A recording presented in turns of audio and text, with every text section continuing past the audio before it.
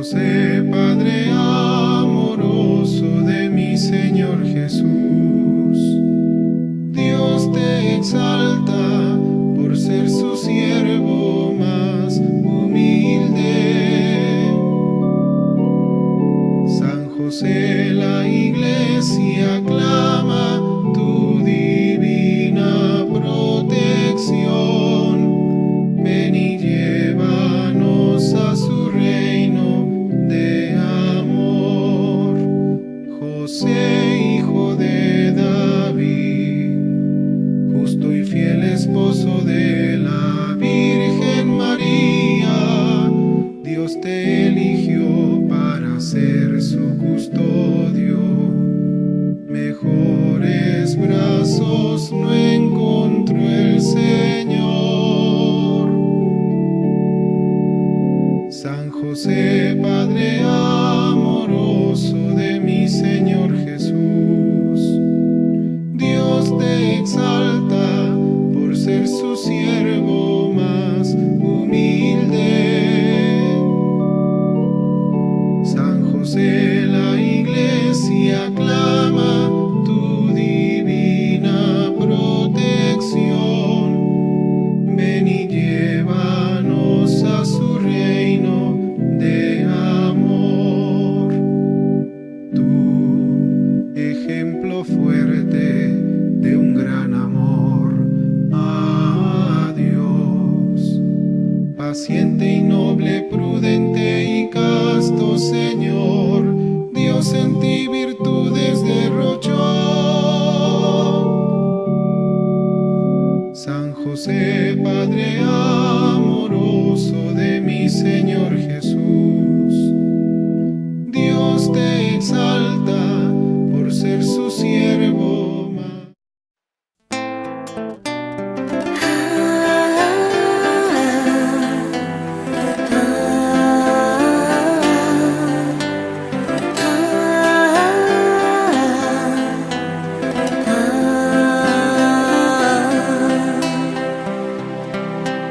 Fieles al Padre nos encontramos a discernir los tiempos de hoy, y en Jesucristo nos afianzamos con el Espíritu en la misión.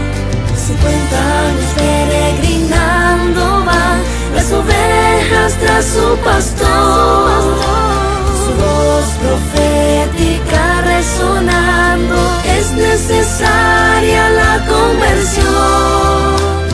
En torno a Cristo nos encontramos, viento de gracia desde el altar.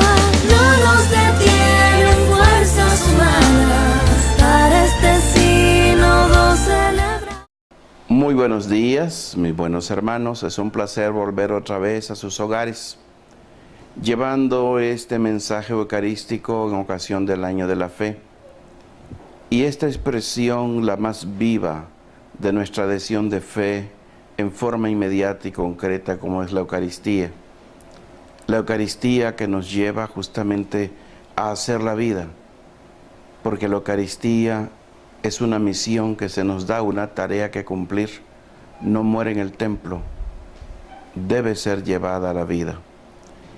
Quiero detenerme justamente en este poder de atracción de toda nuestra vida que tiene la Eucaristía, centrándome particularmente en comentario al Evangelio de Juan capítulo 21.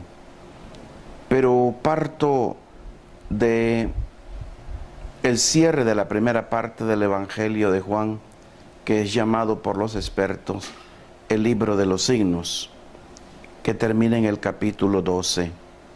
Allí encontramos una frase muy significativa que dice el Señor Jesús: atraeré a todos hacia mí.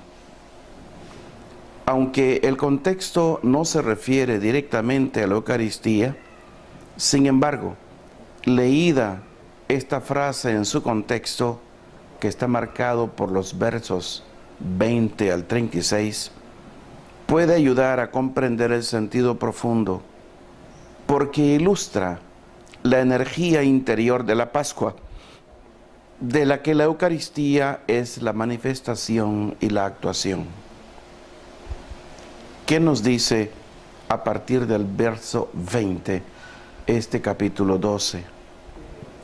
Nos dice el texto que algunos griegos que subieron a Jerusalén para la fiesta de Pascua desearon ver a Jesús. El mundo hebreo, no hebreo comienza también a interesarse por él, por Jesús. Está por llegar el gran momento del encuentro con todos los pueblos. Jesús podría traerlos a él con algún gesto maravilloso, portentoso. En cambio, su reacción es aparentemente decepcionante. Ellos van, no ven nada de extraordinario. Como dice en los versos que comenta el mismo Señor Jesús sobre esta pregunta de los griegos o este deseo, solo verán un grano de trigo que cae en tierra, desaparece y muere. Versos del 23 al 24. Pero precisamente esta muerte glorificará al Hijo del Hombre, revelará definitivamente el amor del Padre, será el principio de la vida. Cuando sea levantado sobre la cruz, Jesús aparecerá a los ojos de todos como el Salvador del mundo. Atraerá así a todos los hombres para involucrarlos en su mismo movimiento de donación, de amor al Padre. He parafraseado, es decir, resumido los contenidos de los versos 32 al 36, y tema que se vuelve a repetir en ese mismo capítulo 12, versos 44 al 50. Los griegos que habían subido a Jerusalén para la fiesta de la Pascua hebrea verán la Pascua nueva y definitiva, el éxodo, el paso, el regreso de Jesús al Padre, el comienzo del gran retorno de toda la humanidad reconciliada y salvada. Bajo esta luz intuimos que la Pascua, precisamente para realizar su eficacia universal de reconciliación y de comunión, tendrá que suscitar un gesto, un signo, un instrumento con el cual llegar a todo hombre para traerlo a Jesús y con Jesús llevarlo al Padre. Dicho gesto o signo, siendo convocación de más personas en Jesús, en vista de una atracción hacia el misterio de Dios, tendrá sus características fundamentales, por lo menos las siguientes: la de expresar y realizar la comunión del hombre con Cristo, la de convocar a los hombres reuniéndolos en una asamblea de salvación, en una fraternidad, la de atraer hacia lo trascendente, configurándose como una celebración del misterio, como un rito sagrado que inserta al hombre en el sacrificio de Cristo, en la adoración y obediencia filial con la que Jesús acogió y cumplió la voluntad amorosa del Padre. Eso es precisamente la Eucaristía. Un signo de atracción, convocación, comunión, sacrificio. Todo vivido en una celebración ritual. Primera cosa que quiero dejar asentado en el contexto de nuestra reflexión sobre el capítulo 21 de Juan. Otro aspecto. En la confrontación con la caridad de Cristo presente en la Eucaristía, la Iglesia descubre que la propia caridad debe continuamente sobrepasar los límites de la comunidad para abrirse a todos los hombres que Cristo ama y quiere atraer en su amor hacia el Padre. El universalismo de la salvación se celebra en cada Eucaristía y nos lanza justamente a ir a todos los hombres, de toda raza, lengua y condición social. Cuando la comunidad no pone en el centro de sí misma los propios proyectos o las propias instituciones o las propias exigencias, sino que pone a Jesús presente en la Eucaristía, se ve objetivamente colocada en estado de misión hacia toda persona, toda situación, todo ámbito humano, a donde debe llegar el alegre anuncio de la Pascua de Cristo y quedar involucrados en la celebración del amor de Dios.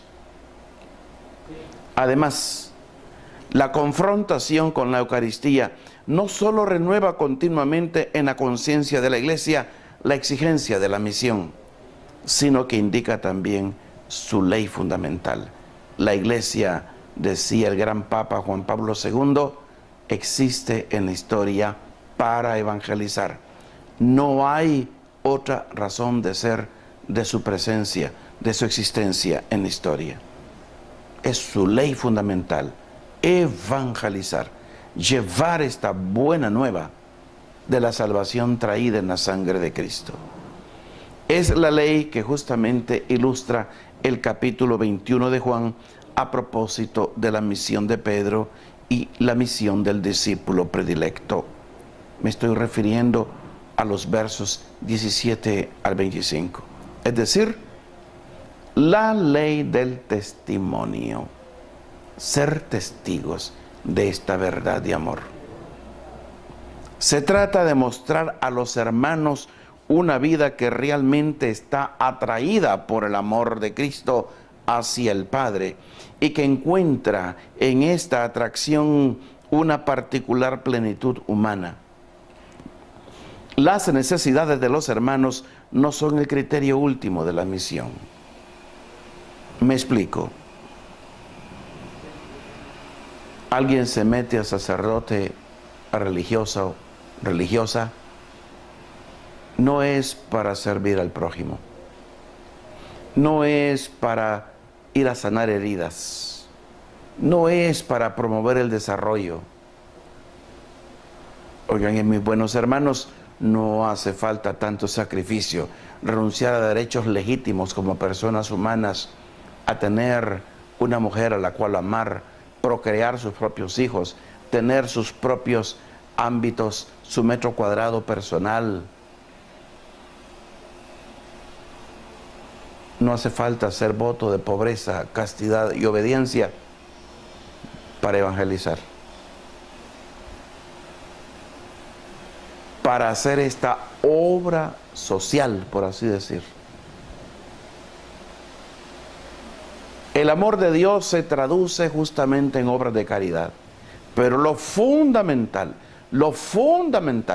el punto de partida fundamental, que justifica esta renuncia total hacia un amor particular, hacia una persona, una muchacha que se consagra en la vida religiosa, renuncia a todo hombre y a cualquier persona humana, renuncia a sus propios hijos, así como el sacerdote, y hace este voto de obediencia a la Iglesia en las manos del obispo. Toda su razón de ser está justamente en Cristo Jesús, la persona de Cristo. El criterio fundamental es el de compartir el amor del Padre y de Cristo. Se ha descubierto un tesoro en el campo, una perla preciosa, y se sacrifica todo por esa perla. Ser alcanzados por este amor. Este amor va en busca de las necesidades humanas. Ya Juan lo dice en sus cartas: si dices amar a Dios a quien no ves y no amas al prójimo a quien ves, eres un mentiroso y la verdad no está en ti. Por eso, la adhesión a Cristo, al amor del Padre, la adhesión al amor del Hijo, va en busca de las necesidades humanas. Se deja aferrar de su urgencia, valora las resonancias que estas miserias humanas suscitan en el corazón, Se utilizan los instrumentos del análisis social que los pone en clara evidencia estos problemas humanos, pero también descubre aspectos nuevos e insospechados. Se va más allá de la simple superficie de un problema, se va a la raíz del mismo. Revela al hombre a sí mismo según las dimensiones reales de su ser. Desenmascara los deseos incorrectos y pecaminosos. Profundiza las tensiones puramente epidérmicas, suscitando deseos más amplios.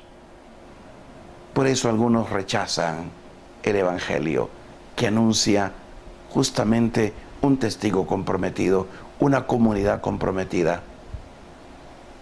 Porque esta verdad de la palabra de Dios nos descubre a todos en nuestra propia desnudez.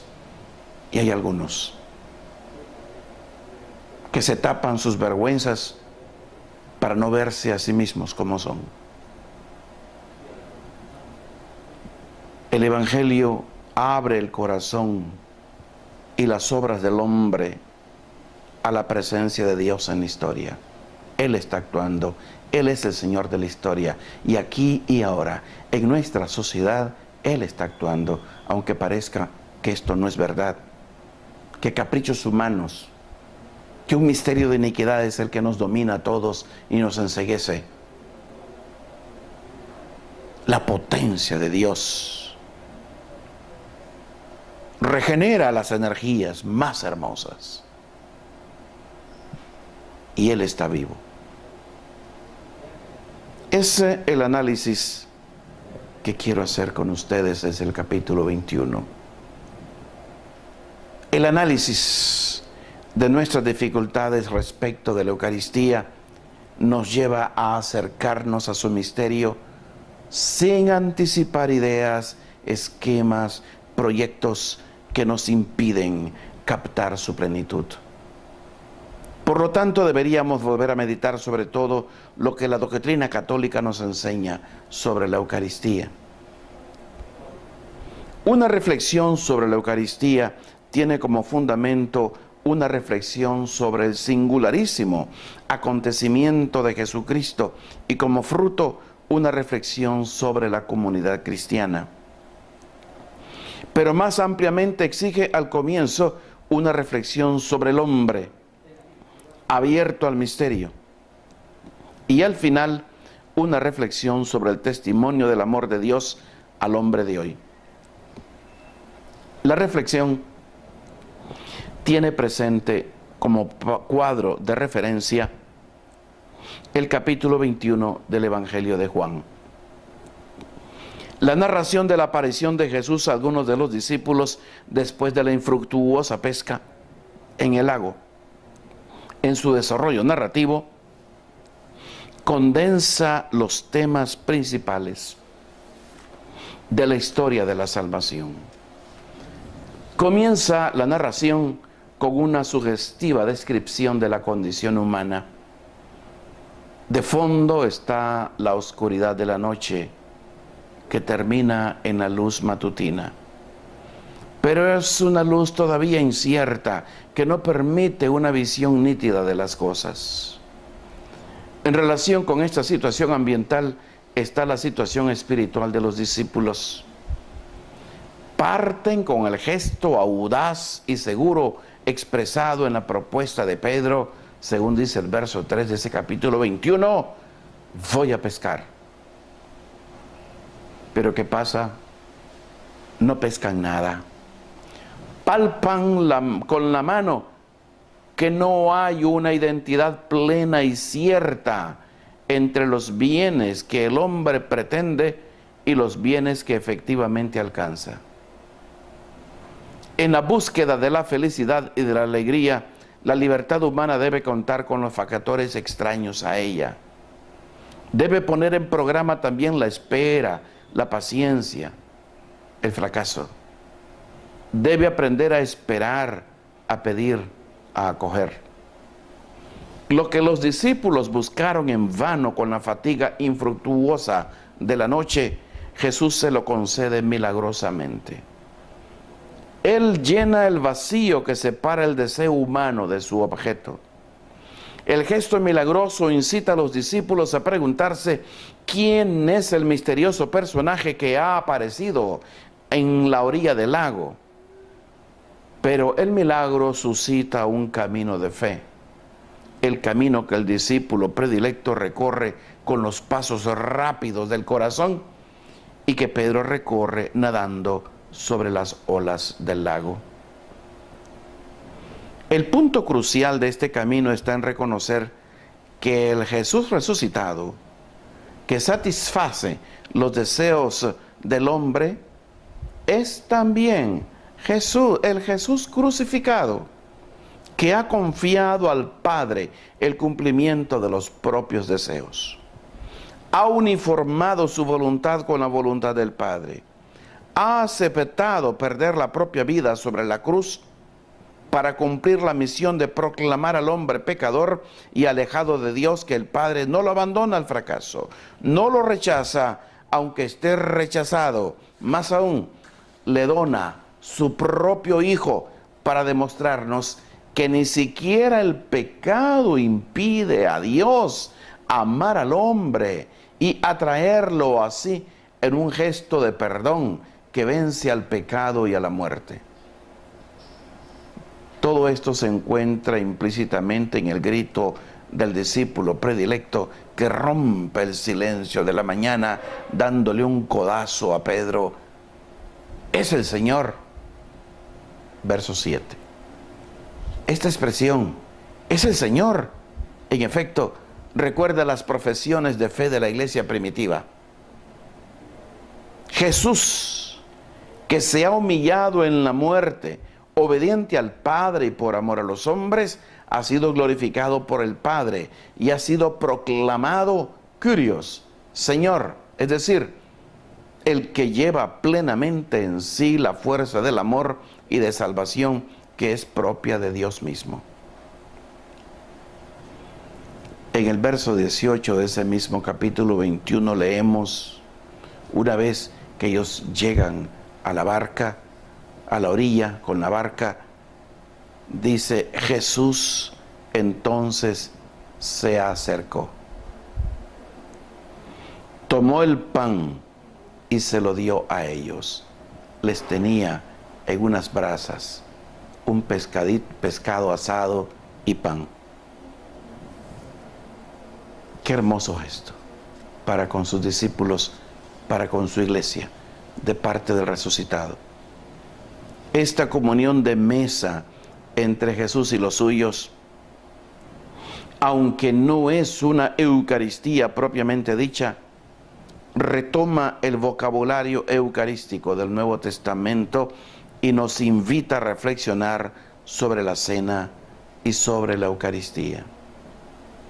La Eucaristía, tal como es acogida en la fe de la Iglesia, presenta un aspecto sorprendente que trastorna la inteligencia y conmueve el corazón.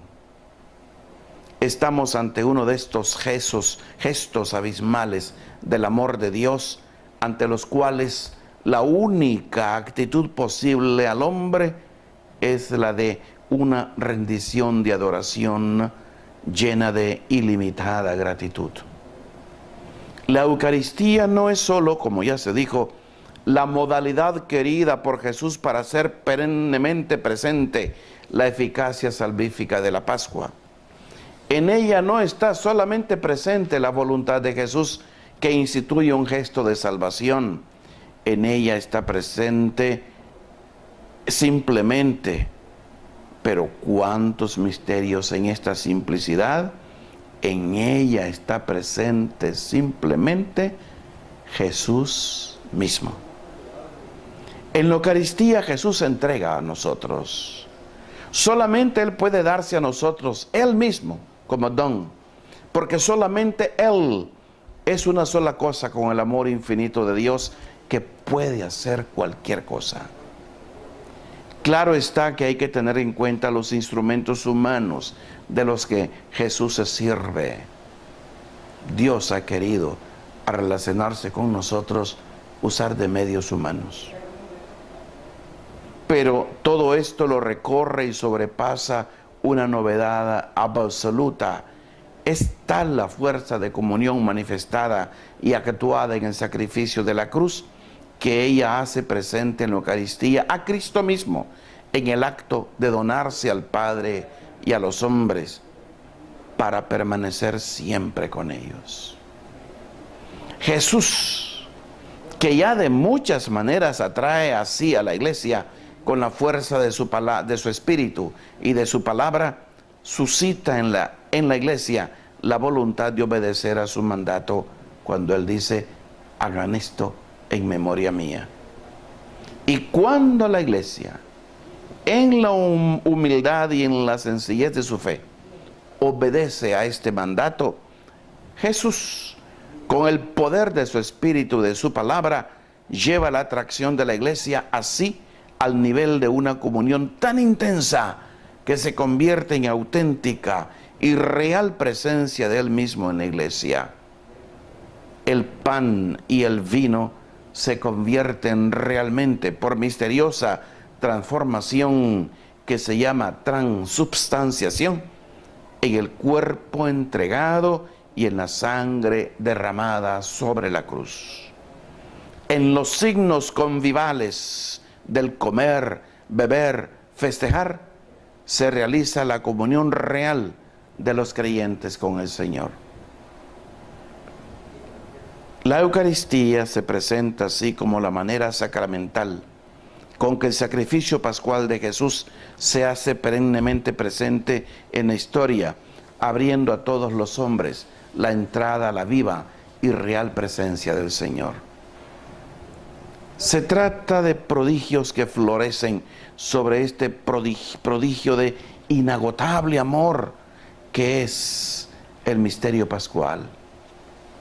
Por otra parte, se podría decir que se trata de la cosa más sencilla. Dios en la Eucaristía de Jesús toma en serio la propia voluntad de alianza, es decir, la decisión de estar realmente con los hombres, de acogerlos como hijos, de atraerlos a la intimidad de su vida.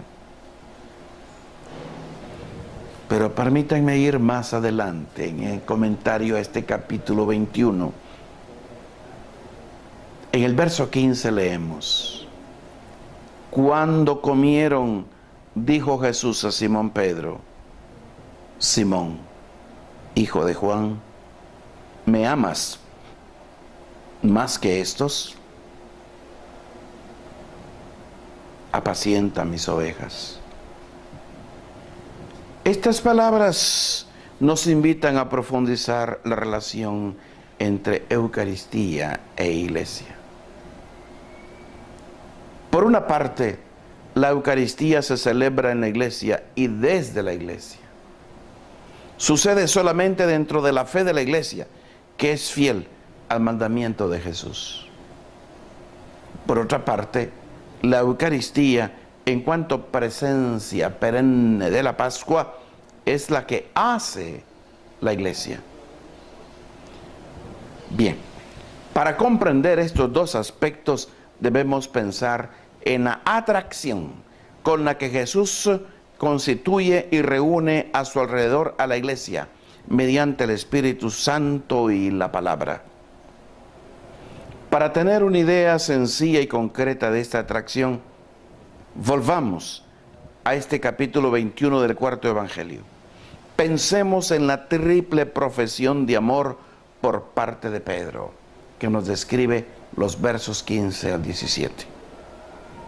Esta triple confesión de amor está llena de resonancias psicológicas, de dolorosa conciencia humana, de sentimientos apasionados e intensos, pero en últimas no es el producto de energías humanas. Sin duda se puede extender a esta profesión de amor del capítulo 21 de Juan lo que dice de la profesión de fe del capítulo 16 de Mateo. Es un don que viene de lo alto, es iniciativa del Padre. Nadie puede decir Señor, Señor, si no es el mismo Espíritu que nos hace confesar esa fe. En este amor de Pedro por Jesús se vislumbra el misterio de la iglesia. La iglesia es la esposa enamorada de Cristo. Su amor por Cristo es rico de lo concreto, como todo amor, que es riquísimo en lo concreto. Su amor por Cristo empeña las energías más bellas de la libertad, crea iniciativas generosas y abiertas.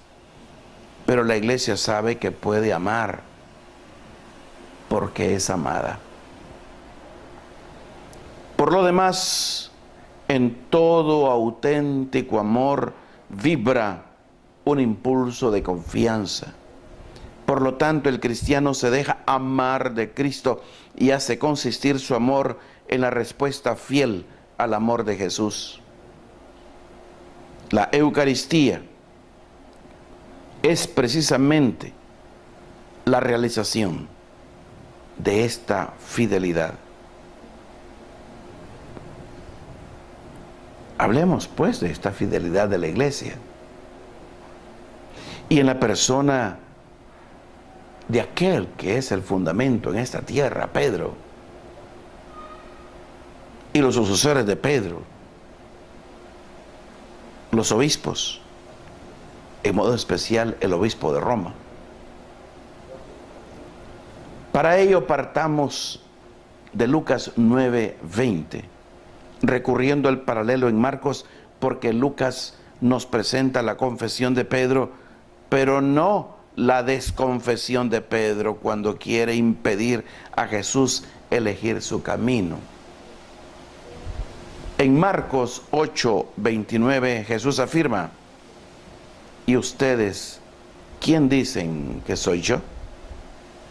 Pedro contestó: tú eres el Cristo. Aquí Pedro llega a la cumbre de su misión. Se convierte en realidad en aquel que como evangelizador, profeta, apóstol, sabe resumir el pensamiento de los demás y darle una expresión precisa. Y Pedro justamente está hablando en nombre de todos sus compañeros, en nombre de los fundamentos de esa iglesia. En este momento Pedro se siente lleno de alegría, ha dado prueba de la confianza que Jesús ha depositado en él. Por esto Pedro queda desconcertado cuando oye que Jesús dice que el Hijo del Hombre debía padecer mucho, ser rechazado por los ancianos, los pontífices y los escribas, ser muerto y resucitar al tercer día. Y decía esto con toda claridad, dice Marcos. Pedro entonces lo tomó aparte y se puso a disuadirlo. Pero Jesús, vuelto hacia sus discípulos y mirándolos, increpó a Pedro diciéndole: lejos de mí, Satanás, que tus pensamientos no son los de Dios, sino los de los hombres. Marcos 8, del 31 al 33. Insisto, esta parte, esta desconfesión, por así decir, de Pedro, no la trae Lucas, que es muy respetuoso de esta torpeza de los discípulos en ir comprendiendo el misterio de Cristo, y un Cristo muy paciente y bondadoso que no regaña y que da largas al asunto. En Marcos no, Marcos es mucho más directo y franco. Pero bien, detengámonos un momento a reflexionar sobre la impresión que estas palabras pudieron suscitar en el corazón de Pedro. Reflexionemos sobre el cambio de humor que causaron en él. Acaba de decirle Macarios: hey, Simón Bar-Jona, bienaventurado eres, Simón, hijo de Juan, porque esto no te lo ha revelado ni la carne ni la sangre, sino mi Padre que está en los cielos. Y yo te digo, tú eres Pedro, y sobre esta piedra edificaré mi iglesia. Como se llenaría de alegría Pedro. Pero qué desconcierto cuando le dicen: aléjate, Satanás. Pedro habrá pensado: pero y al fin y al cabo, ¿qué mal hice para que me trate de este modo? Me llama hasta Satanás. Si en el fondo yo quería su bien, quería impedirle un fin tan triste como él lo está describiendo. Quería que fuera honrado como se merece, que si iba a morir, pues muriera, como un héroe, no como lo está describiendo, la muerte de una gente indeseable, condenado en cruz. En realidad, no entiendo a este maestro. No le sale nada bien. Tiene ideas que van más allá de lo que yo puedo entender. Y ahora se enfada conmigo. Ni me querrá siquiera ver. Me llamó Satanás. Pedro ciertamente vive un momento difícil. Siente que entiende a Jesús, pero no totalmente. Hay que recordar esto para poder entender justamente estas preguntas del Señor Jesús a Pedro a la orilla del lago de Genesaret en aquella madrugada de la pesca milagrosa, cuando habían pasado toda la noche bregando sin pescar nada. Simón, hijo de Juan, ¿me amas más que estos? ¿Me amas? Agapasme, le dice el Señor Jesús.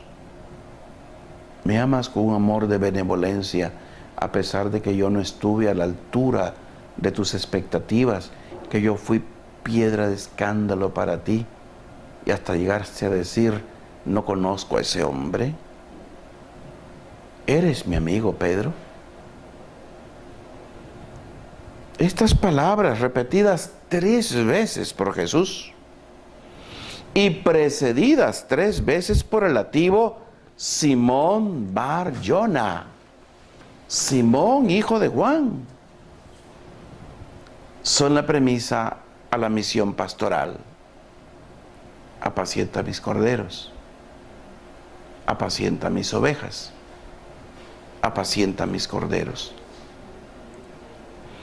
Jesús mismo, dirigiéndose a la pasión, había dicho, para que el mundo sepa que yo amo al Padre. Jesús ama al Padre y por eso se prepara a ofrecer la vida por sus ovejas. Pedro ama a Jesús y se prepara a asumir el cuidado de su rebaño. No de Pedro, el rebaño de Jesús. ¿Por qué Jesús dirige a Pedro, a quien está para confiarle la misión pastoral, esta pregunta y no otras?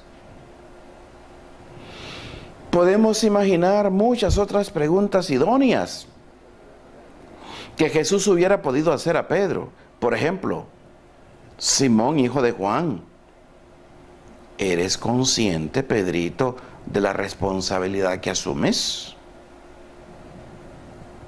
¿Tienes, Pedro, conciencia de tu fragilidad?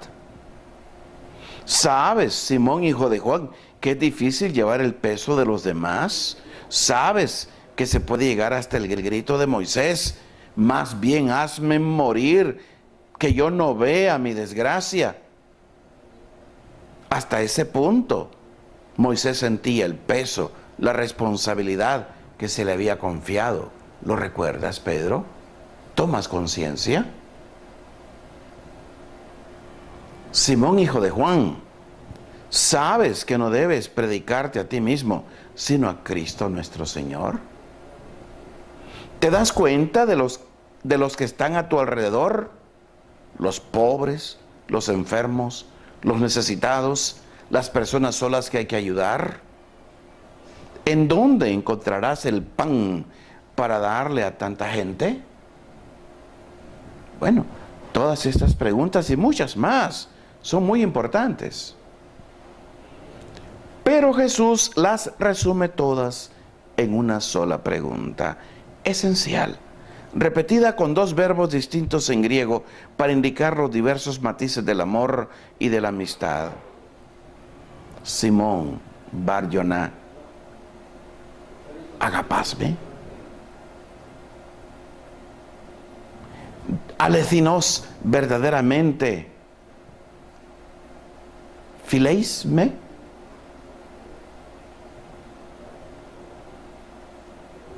¿Cómo se traduce? Simón, hijo de Juan, ¿tienes amor de benevolencia para conmigo? Simón, hijo de Juan, ¿de veras eres mi amigo? Esta pregunta se presenta como la interpelación esencial, prácticamente la única, porque ante todo va al corazón de la persona.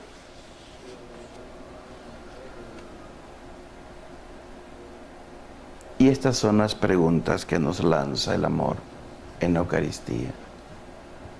Cuando celebramos este maravilloso misterio del amor total del Padre, del Hijo hacia su Padre, y del testimonio que Él mismo da del amor a su Padre, y nos hace partícipes a nosotros de las consecuencias de ese amor, que la delicia del Padre es estar con los hijos de los hombres. Eso celebramos en la Eucaristía.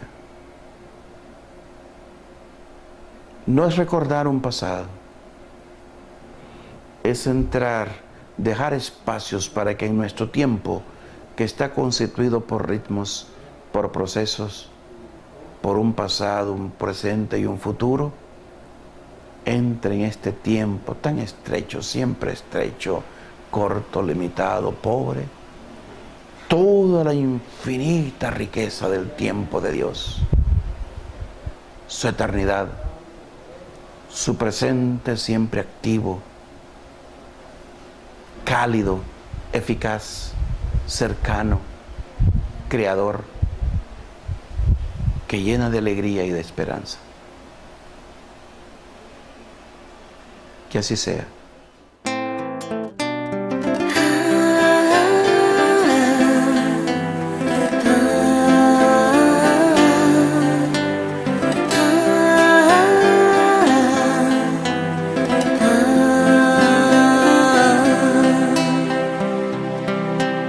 Fieles al Padre nos encontramos a discernir los tiempos de hoy, y en Jesucristo nos afianzamos con el Espíritu en la misión.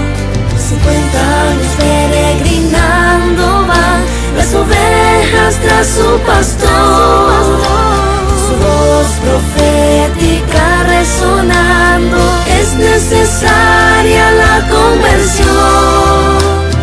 En torno a Cristo nos encontramos